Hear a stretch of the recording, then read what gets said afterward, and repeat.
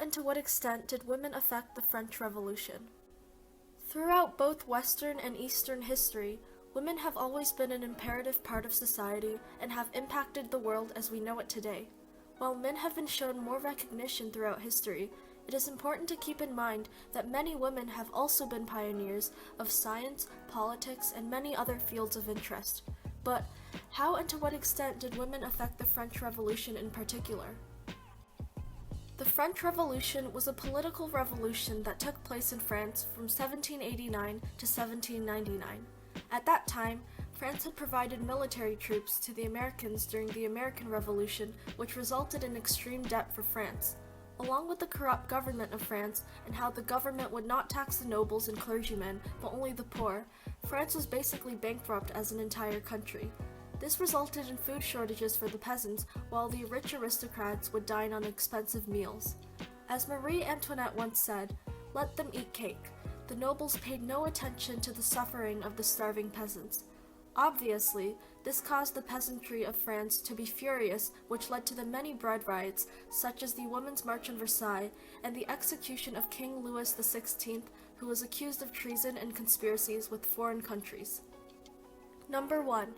The Women's March on Versailles, also known as the October Days, was a protest from the women of France in order to regulate the cost of simple necessities such as bread and other food items. The estimated 10,000 women marched from the Hotel de Ville, which was the town hall of Paris, all the way to the Palace of Versailles, which was approximately 12 miles or 19 kilometers away. The women did this so they could compel King Louis XVI and the royal family of France to come back with them to Paris instead of dodging their responsibilities as the foundation to the French government. This event was very important to the French Revolution because it embodied the anger and frustration of the housewives and other citizens who weren't able to afford bread and provide for their families. It also struck fear into the hearts of the aristocrats because it showed just how much a group of unhappy housewives could accomplish. Number 2.